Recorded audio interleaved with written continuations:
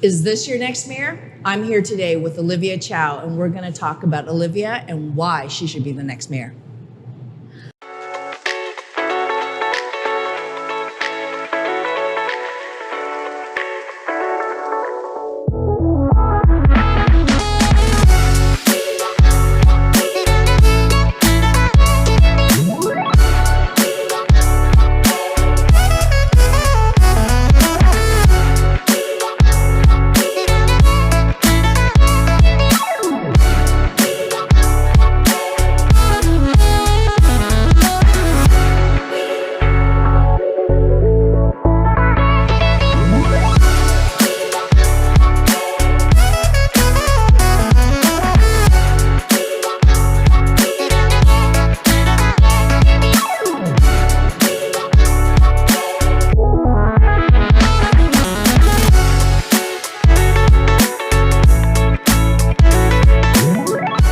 I think it's because I'm having tea with you. Oh. Like many folks in Toronto, I immigrated to Canada with my family when I was 13. That's a long time ago. And we lived in St. Jamestown. It's a high-rise building. Yeah. My dad wasn't able to find a job. It was hard. Even though he spoke fluent English, he named me Olivia because he loved Shakespeare and 12 Nights, and had a teaching certificate, but he couldn't work because he had a mental breakdown, and also because there wasn't enough teaching job. So my mom, as a maid, even though she was a teacher also, with one income, we were able to live in a 2-bedroom apartment. It wasn't, we weren't well off, but we didn't have to go to food banks. We didn't even have food banks back then. Yeah. Now, life is so unaffordable. An immigrant coming to the country or a young person just graduating wouldn't be able to afford, never mind a 2-bedroom or 1-bedroom, can't even afford a den. It's true. If you're living in Toronto, right? It's so unaffordable. We need to do something about it. And one of the reasons why I'm back to running as mayor is I have the experience, and I think the value that I think reflect all of the Torontonians, which is a generosity of spirit. And we saw how people came together and supported each other during the pandemic, even in isolation, right? So I want to create a city that's more caring, more affordable, and safer. And everyone can feel belong. Because right now, City Hall works for some people, but not for others. Yeah. So together, let's do that. There's a saying in the Somali community, when we come together, we can mend a crack in the sky. Toronto is beautiful, is diverse, it's creative, but there are cracks. So I believe I could do something and mend the crack together with everyone. No, and that's so true, because Toronto is beautiful. I mean, why are we the city that everyone wants to come to? It's the immigrant dream, right? And I can relate very much to that. I have family who grew up in St. Jamestown, and it wasn't easy, but it wasn't like, I think, what it is now. Right? That's right. That's where right. On one income with your mother being able to afford 2 bedrooms. Now, I don't know how students are affording even a room that's shared. It's $1,200 or something like that. It's too much. Yeah. Well, for a shared space, people are renting it for $1,600 for shared space, and for 0 rooms, it's $2,000. I know. It's so brutal. And many students have to pay student fees, sometimes international student fees, and parents from their home countries are helping and doing all that they can. And this is my family's story, right? Yeah, it's very immigrants similar. coming through. Yeah. So it hasn't changed, but the affordability has changed. Yep. As someone who was a formidable counselor, as someone who was a member of parliament, and the work that you continue to do for leadership, change leadership, you bring a lot of experience. And so for you to come back, those are really valuable skills. Yeah. What are your thoughts? I've asked this question of every candidate. Toronto, the good, the bad, the ugly, but also what are the pieces in which we can address change? I look outside here, speaking about the bad, and then we'll do the good, okay? I like it. We're stuck in traffic all the time. We're stuck waiting for buses. We're stuck waiting for affordable housing, stuck waiting for childcare, for Parks and Rec program, stuck waiting for the washroom in the parks to open. Almost there, not quite there, right? And we're just stuck. And the last straw for me is stuck waiting for 911. My dad, even just a few years ago, he's since passed away. He's in his mid-90s when he passed away. I called 911 one day because he couldn't breathe. He has pneumonia. He was in a nursing home. I called 911. I was being put on hold. I thought, what? And, you don't call 911 because you just want to. You're pretty desperate, right?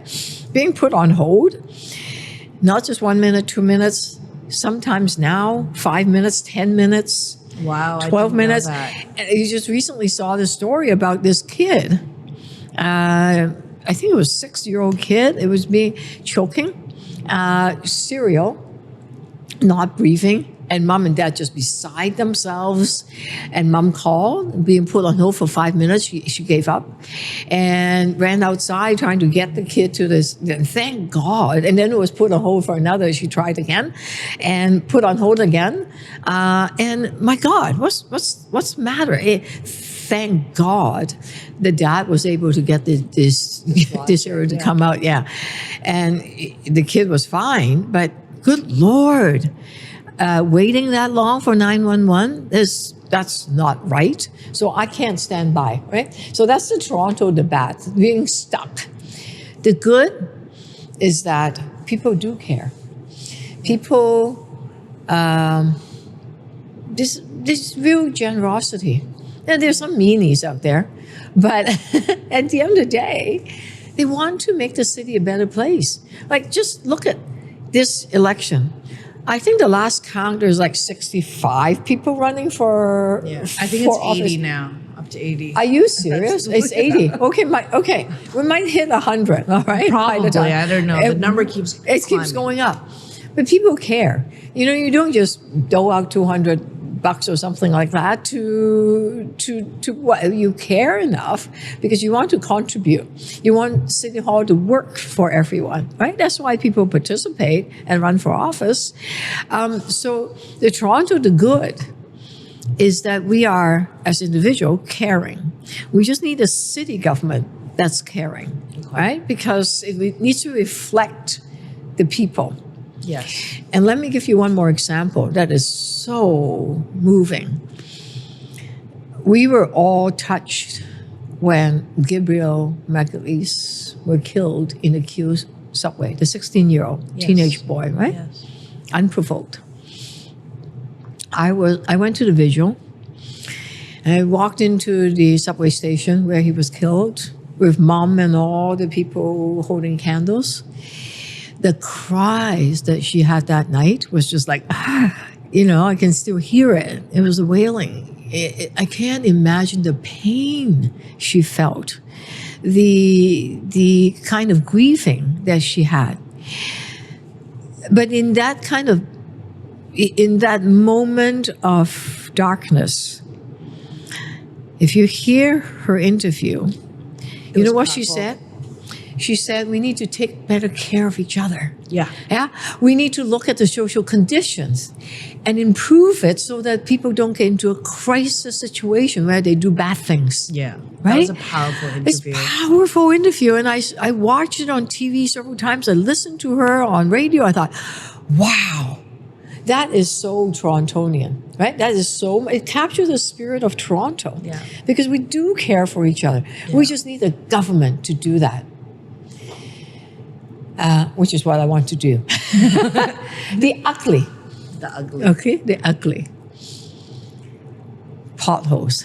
Oh, it just drive me nuts. They're not only ugly, they're downright dangerous. I'm a cyclist, right? And if it's covered by water after a big rainstorm, you can't see it, right? You can wipe out. Drivers. Your wheel, your alignment could get damaged. It's expensive fixing it.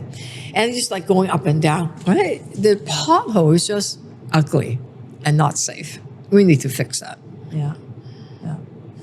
Yeah. I mean, for sure. I mean, we kind of lightly touched on affordable housing, like things that are coming up, right? As we're going through this election that I hear people talking about.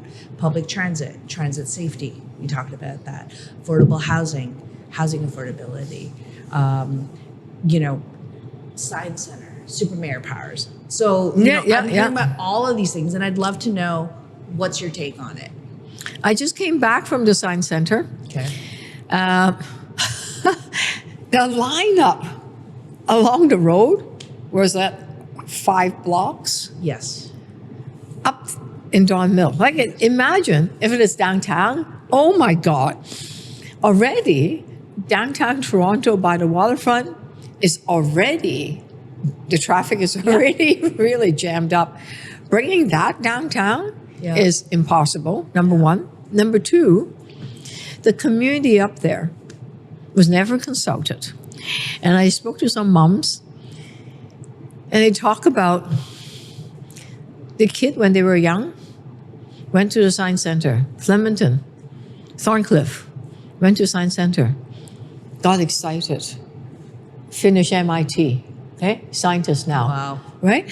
And the community see it as a place where the children and the people, one of them said, when I first came to Canada, I don't know anything about Toronto. And someone said, just go to the science center. That's what Toronto is all about. I thought, wow, how true. And one of the scientists said that Mariama purpose built it. And it's the first science center in the world. Now there's thousands. Yes. Yeah. And it's built in a way that sparked the imagination of children. And looking at that, wow, just destroying the structure, eliminating it, taking half of the exhibition because it's a big space. Ontario Police don't have that kind of exhibitions place. I know.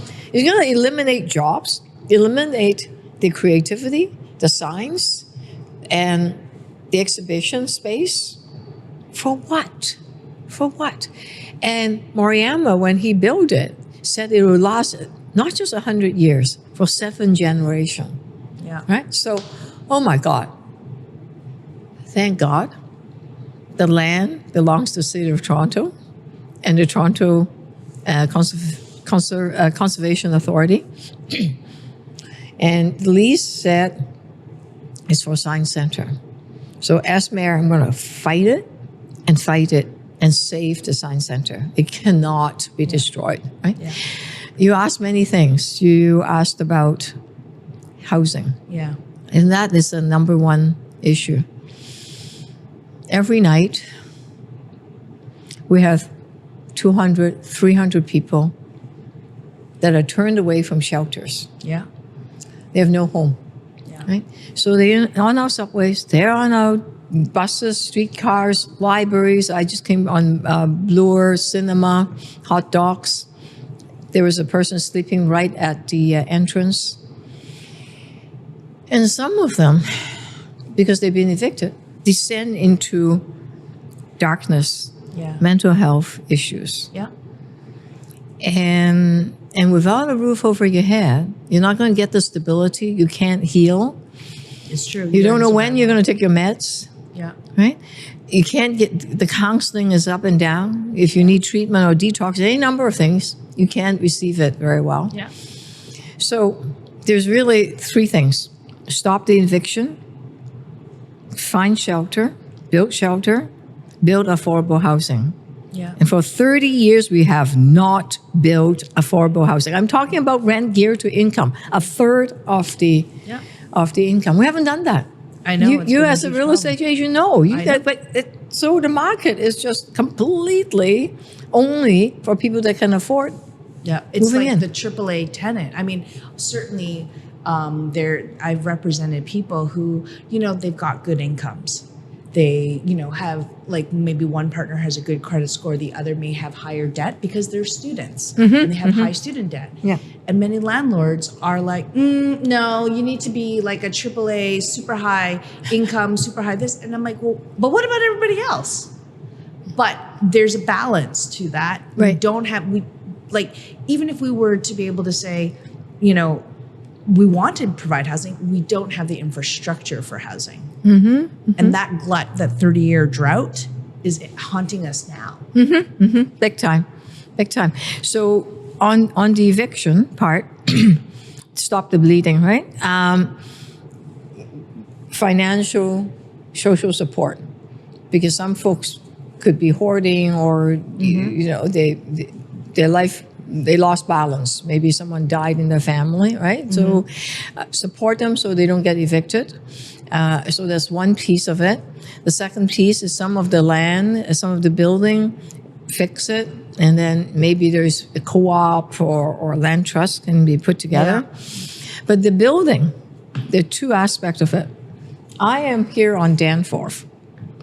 I'm not far away from a subway. Yep. I look out, 2-story buildings. Make no sense. Yeah. I think as of right, people should be able to build higher buildings. Yes. Right? Yeah. More dense. Hey, it is Danforth after all, right? Yeah. Right by the subway stations. So depending on how wide the street is, people, as of right, without having to go to committee of adjustment, let's cut some red tapes, make it faster, unleash the entrepreneurial spirit of Torontonians. Yeah. Let them build. Yeah. I represented downtown Toronto for 14 years. Yeah. Downtown Toronto, vibrant. Yes. Lots of buildings. Yeah. Now, you also need to make sure that there's social infrastructure, libraries, community centers, parks, childcare centers, schools, and place where people can gather and play. Yeah. Right? If not, then it's just concrete city, and that's not good either. Yeah. It doesn't help anyone. Yeah. If people have no place to feel they belong and have a sense of community and neighborhood. Toronto is beautiful because it's a pocket of neighborhoods, right? Yeah, we need to create that. We have great communities. Yeah. So in our mad rush to build, let's not forget that piece, right? Because without a sense of belonging, then it's not a good place. I mean, we need all of those things. It's like, where does the money come from? Well, building, people are going to build. Right? Yeah. Once you unleash the power, developers are going to do the developing thing, right? And there are, however, coming back to the affordability question, that we could look at, what does the city have? It has density. It has fast-tracking things, right? Yeah. There's one way. There's ways that won't cost money. Yeah. It also have loan guarantees that we've provided for in the past, the theater groups, right? Because we do have AA credit rating in the city of Toronto, so there are ways that financially can assist. Yeah. And later on, I will announce several measures on how to find ways for those that can pay a little bit more. For those that are ordinary income, enough. Right. Don't pile it on because people are already stretched too much. Yeah. When inflation rate is high.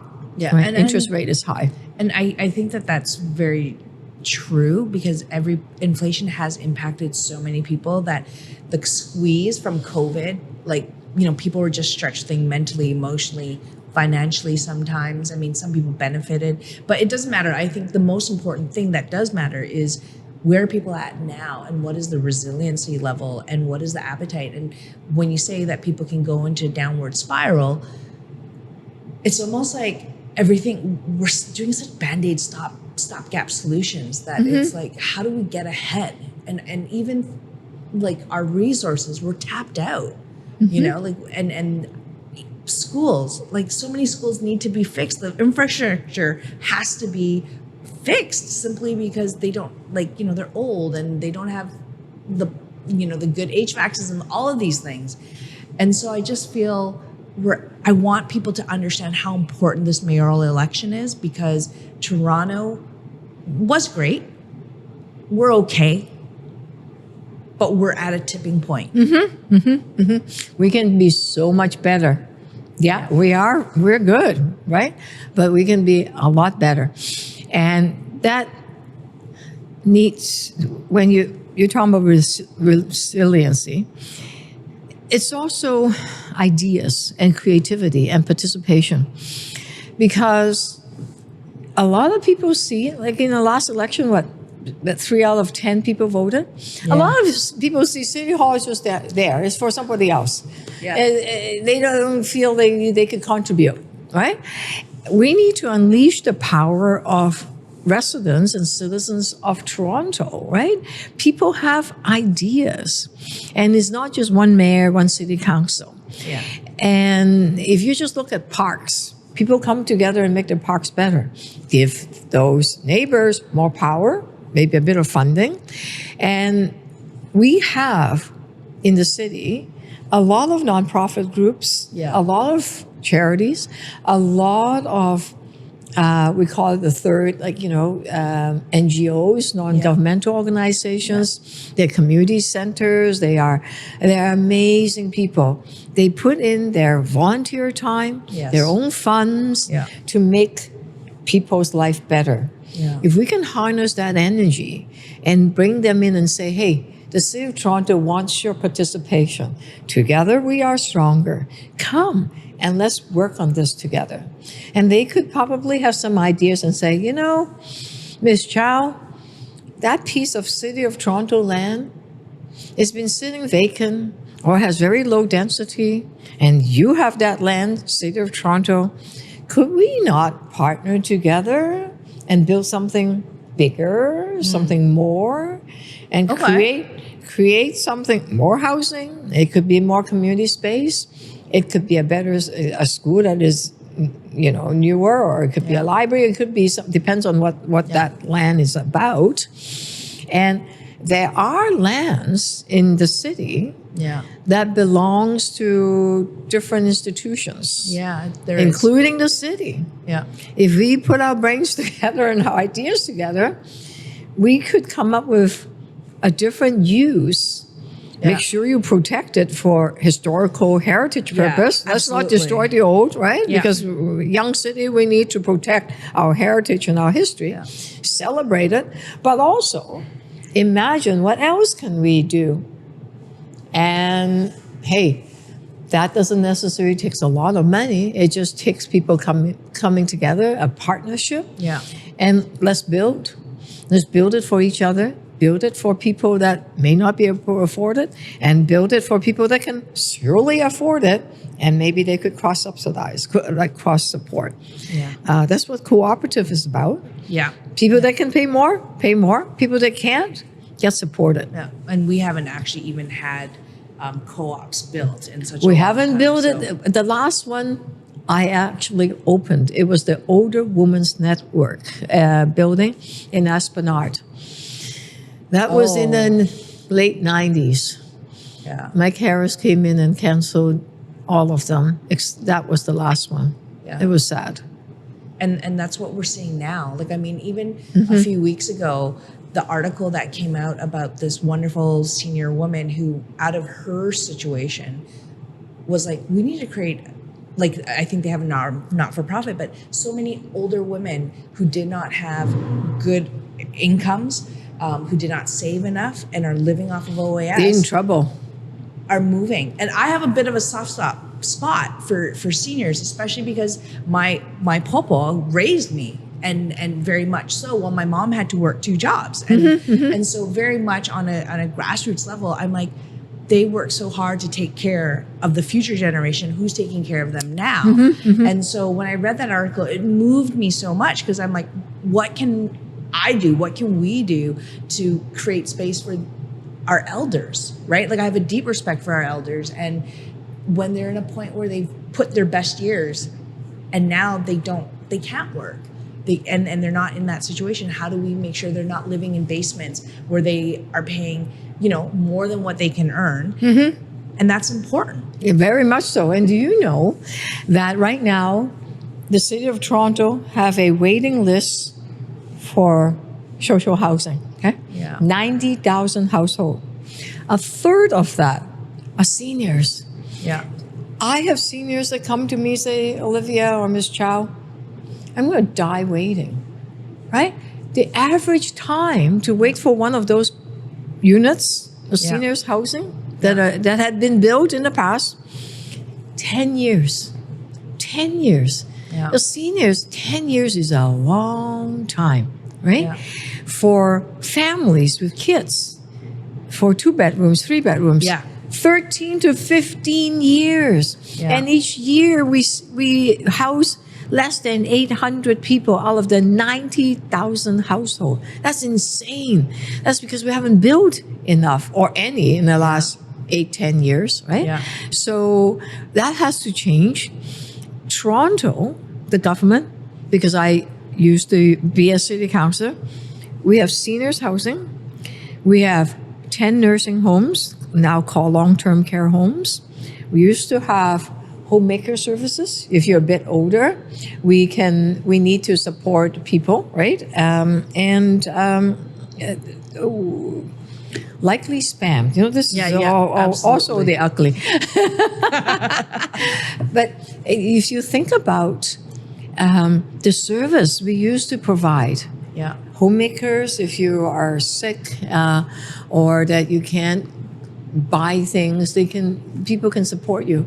All of these services we provide for seniors, we can do a lot more. We should. I mean, we should, absolutely we should, because we have an aging population too. And the demographic is rising, right? And those numbers are exploding or multiplying. Yep. And even still, like for-profit seniors homes are being sold. I know. Why can't the city turn them? Because we have a history of running nursing home. And during COVID, our homes are safer in terms of absolutely than the ones that are for profit, right? And if the provincial government would support it, what we could do is there are some seniors' homes that are being sold because the private sector wants to get out of it. And hey, if the province supports it, the city can come in. Well, you have to pay us properly, but we certainly have the expertise and the people to run good, high quality, safe, long-term care homes. Right? Yeah, and we can do it.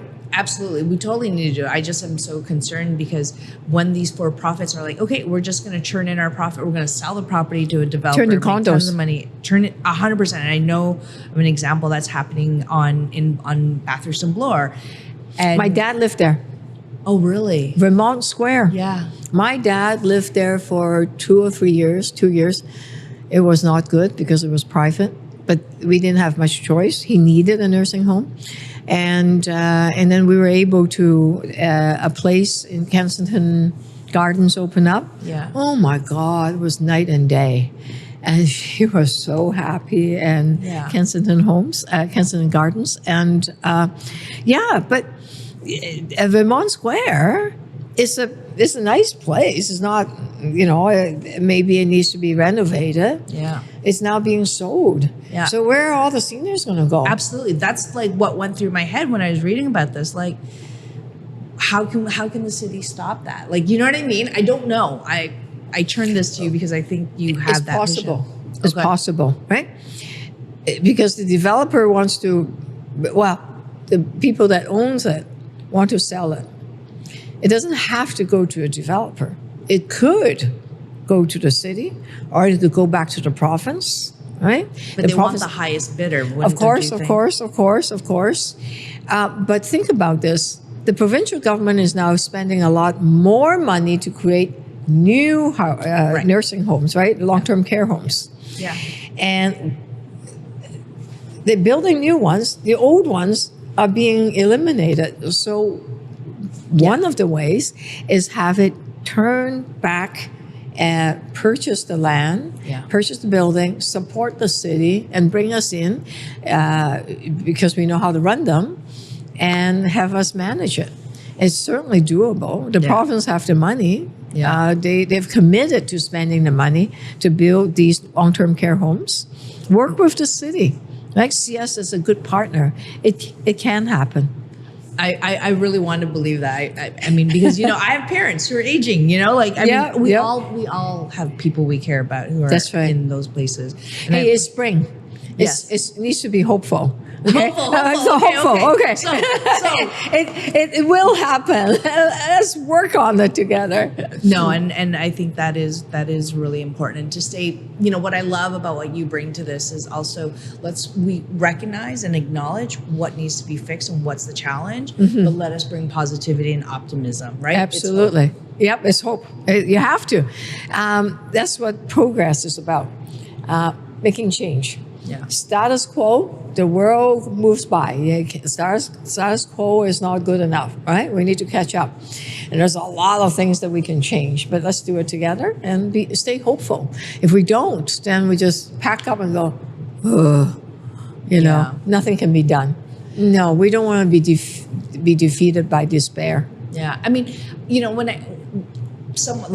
I ran before, and it was a wonderful experience to run, and so much has changed, right? Like I think even between COVID, pre-COVID, during COVID and after COVID, you could just see in those few years, the climate has changed with regards to, I've seen so many women step down. They're like, this is not a good environment. It's hostile or anything. But you have actually had this experience from all these years. When you look back from when you were first at a city councillor, all those years there, then as a federal member, and now you've had time away, but to help build the next generation of leaders, what have you seen? What have you felt, knocking on doors, talking to people between that time as you reflect on that? Well, I did say life is less affordable. As a politician, I see a lot of young people that are very energetic. Yeah. They believe, they want to change, but they don't see how government connects with them. That's a problem. Okay. For sure. Because 100%. they see themselves on the outside. Yes. And they need to seize power and make City Hall works for them. If not, fighting on the outside is important. But in order to implement some things, you do need to have some power, right? So there's a generation that's been told that, power corrupts. True, absolute power corrupts. It's called dictatorship. But having power means that you're able to make changes. So I think it's important to not buy in on this whole notion that politics, power, all bad. Okay? Yeah. And be hopeful and believe that things can change. I was at a book launch by called Denison Avenue. He's a young Chinese writer, and it was done talking about the death of Chinatown in Kensington, how all of that is being changed, and it was pretty depressing, the old being swept away. Yeah. And there's traces of hope and resiliency. Let's build on it. Let's believe that we could make a difference. There's a quote that I always go back to. It's from Tommy Douglas. Okay. Courage, my friend, is not too late to change the world. We can put it encourage my friends, it's not too late to change Toronto. Yeah. Okay, so that's one piece of it. Be hopeful, but also I see all around outside Toronto the extreme of very rich, poor, people that are loving, hateful, people that are tolerant, that are inclusive, Yeah. generous, those that are probably maybe desperate, but not at all tolerant. Yeah. They're hateful. Right? Yeah. So how we deal with hate that I've experienced running for office, how we deal with it collectively, call it out, understand where that person is coming from, deal with it, and let's try to be as inclusive as possible. So that's the difference. Things are a bit more extreme now than the years that I had in the past. Where do you think that extremity came from? Like, how did that? People feel they've been left behind. Yeah. People have been left behind, right? And when you feel that you can't make a difference, you've been left behind, then you go, wait a second, this is no good. Yeah. Then I want to find an enemy. And the enemy are the people around you rather than the system, right? Then it becomes personal. Yeah. Then they exhibit their frustration Yeah. into hate. And then some people then direct the hate into people. Yeah. So I've had people who said to me, in last time I ran, 2014, go back to China. Yeah, that's racist. Yeah. I had a Toronto Sun editorial cartoon, me with slanted eyes, Mao suit, because I have black hair. Chinese must be a communist. Yeah. So that kind of hateful stuff. We understand where it's coming from. Yeah. We can see why the extreme is happening, Yeah. but we can overcome it. We have to. And here's the hopeful piece. Pride Month is coming. Woohoo! 2005, one of the first few countries that supported gay marriage, right? We were way ahead. Yeah. Wow, we had a premier, they're open lesbian, yay, right? So, we can do it. We just need to take that spirit, make sure it's reflected in government, mount the campaign, have it reflect our core values, and then changes will happen.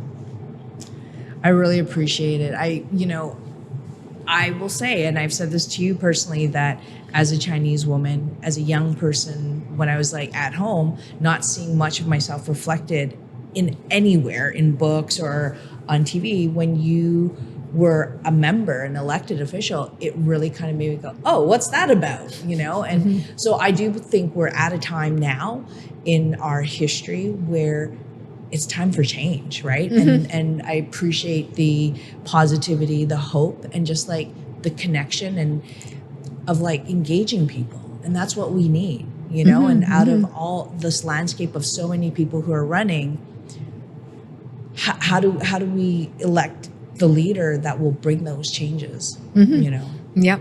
Well, have no fear. Together we could create a safer, more caring, and more affordable city together where everybody belongs. So thank you.